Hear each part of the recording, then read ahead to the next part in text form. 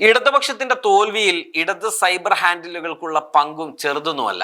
നേതൃത്വത്തിന്റെ എന്ത് തെറ്റായ തീരുമാനങ്ങളെയും ക്യാപ്സ്യൂളുകളായി വിതരണം ചെയ്യുന്ന പണിയായിരുന്നു പലപ്പോഴും അവരെടുത്തിരുന്നത്. നേതൃത്വത്തിൽ ചിലരുടെ ധിക്കാരവും ധാർഷ്ട്യവും ഈ സൈബർ ഇടങ്ങളിലുമൊക്കെ വളരെയധികം പ്രകടമായിരുന്നു എന്ന് വേണം നമുക്ക് മനസ്സിലാക്കാൻ. പലപ്പോഴും നേതൃത്വത്തിന് വിധേയപ്പെടാൻ പോലും ഇത്തരത്തിലുള്ള ആളുകൾ വിസമ്മതിക്കുന്നത് നമ്മൾ കണ്ടതാണ്.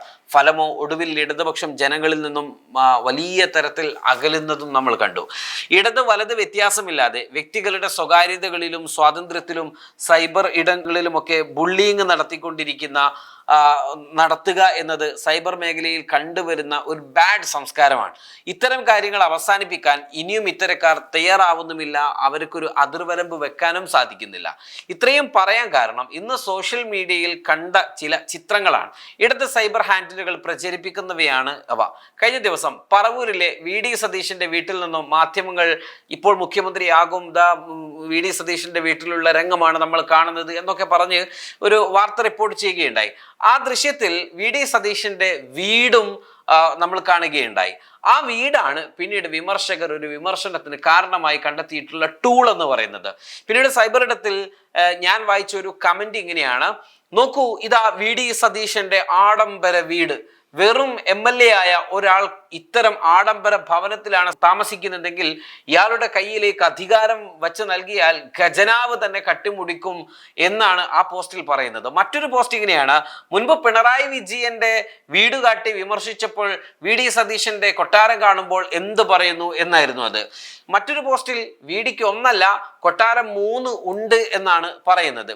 VDക്ക് 1, 2, 3, 4 വീടുണ്ടാകട്ടെ, അയാൾ സമ്പാദിച്ചതിൽ നിന്നും VD എന്നല്ല, ഇനി പിണറായി വിജയനാണെങ്കിൽ പോലും അയാൾക്ക് വീട് വെക്കുവാനുള്ള അവകാശവും അതിൽ താമസിക്കുവാനുള്ള അർഹതയും ഒക്കെ ഉള്ളപ്പോൾ നമ്മൾ അതിനെ വിമർശിക്കേണ്ട കാര്യം എന്താണ്?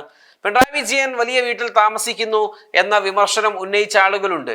അന്ന് വിമർശിച്ച ആളുകളോടും നമ്മൾക്ക് പറയാനുള്ളത് തന്നെയാണ്. ഒരാളുടെ വ്യക്തിപരമായ കാര്യത്തിലേക്ക് അത്തരം വിമർശനങ്ങൾ നമ്മൾ എന്തിനാണ് ഉന്നയിക്കേണ്ട ആവശ്യം? 25 വർഷം MLA ആയ VD സതീശനെ പോലൊരാൾക്ക് ചിത്രത്തിൽ കാണുന്ന പോലുള്ള ഒരു വീട് വെക്കാൻ കഴിയില്ല എന്നാണോ നമ്മൾ വിശ്വസിക്കേണ്ടത്? ഇനി ഇത്തരം വീട് വെച്ചത് തെറ്റാണെങ്കിൽ മുൻപ് പിണറായി വിജയനെതിരെ ഉന്നയിച്ച ശരിയാണ് എന്നല്ലേ ഈ ഇടത് സൈബർ ഹാൻഡിലുകൾ പറഞ്ഞു വെക്കുന്നത്? ഒരാളുടെയും വീടിന്റെ വലിപ്പം നോക്കിയും മറ്റും അയാളുടെ രാഷ്ട്രീയത്തെ വിമർശിക്കാൻ മുന്നോട്ട് വരരുത് എന്ന് തന്നെയാണ് പറയാനുള്ളത്. ഇനി സൈബർ സ്പേസിലെ വിമർശകരോടാണ്: രാഷ്ട്രീയം പറഞ്ഞ് രാഷ്ട്രീയത്തിൽ ഇടപെടണം. ഈ കാലഘട്ടം ഏതാണെന്ന് തിരിച്ചറിഞ്ഞ് സമൂഹത്തിന് ആവശ്യമുള്ള കാര്യങ്ങൾ പ്രോത്സാഹിപ്പിക്കുകയും വിമർശിക്കേണ്ടതാണെങ്കിൽ വിമർശിക്കുകയും ചെയ്യണമെന്ന് തന്നെയാണ് നമുക്ക് പറയാനുള്ളത്. അത്തരം നിലപാടുകൾക്ക് മാത്രമേ ഇക്കാലഘട്ടത്തിൽ എന്തെങ്കിലും സ്വീകാര്യതകൾ ലഭ്യമാവുകയുള്ളൂ. ഇനി ഇത്തരം കാര്യങ്ങളുമായി അഥവാ മനുഷ്യന്റെ യുക്തിക്കും ചിന്തയ്ക്കും അരോചകമായി തോന്നുന്ന, അതിൽ സമൂഹത്തിന് ഒരു ഉപകാരവും ഇല്ല എന്ന് പറയപ്പെടുന്ന ചർച്ചകളും വ്യവഹാരവുമാണ് രാഷ്ട്രീയ നിലനിൽപ്പിന് ആധാരമാക്കി കാണുന്നതെങ്കിൽ, ഇതാണ് ഇതിന്റെ ആധാരം എന്ന് ചിന്തിച്ചുള്ള പ്രവർത്തനമാണ് മുന്നോട്ട് പോകാൻ സ്വീകരിക്കുന്ന ശൈലിയെങ്കിൽ എത്ര കാലം വേണമെങ്കിലും പ്രതിപക്ഷത്തിരിക്കുവാനുള്ള അവസരം ജനങ്ങൾ തന്നെ നൽകും എന്നത് ഇത്തരം ആളുകൾ നടത്തുന്നത് നന്നായിരിക്കും. പരസ്പര ബഹുമാനത്തോടെ ആവശ്യമുള്ളിടത്ത് മാത്രം വിമർശനം ഉന്നയിച്ചും പിന്തുണയ്ക്കേണ്ടതിന് പിന്തുണച്ചുമൊക്കെയുള്ള ശൈലികൾ നമ്മുടെ രാഷ്ട്രീയ പ്രവർത്തന മേഖലയിലേക്ക് കടന്നു വരേണ്ടതുണ്ട്. ഈ സംഭവം ഒരു ഉദാഹരണമാക്കി എടുത്തു എന്ന് മാത്രം. പുതിയ കാലഘട്ടമാണ്, പുതിയ സാധ്യതകളാണ്, പുതിയ ചിന്തകളാണ്.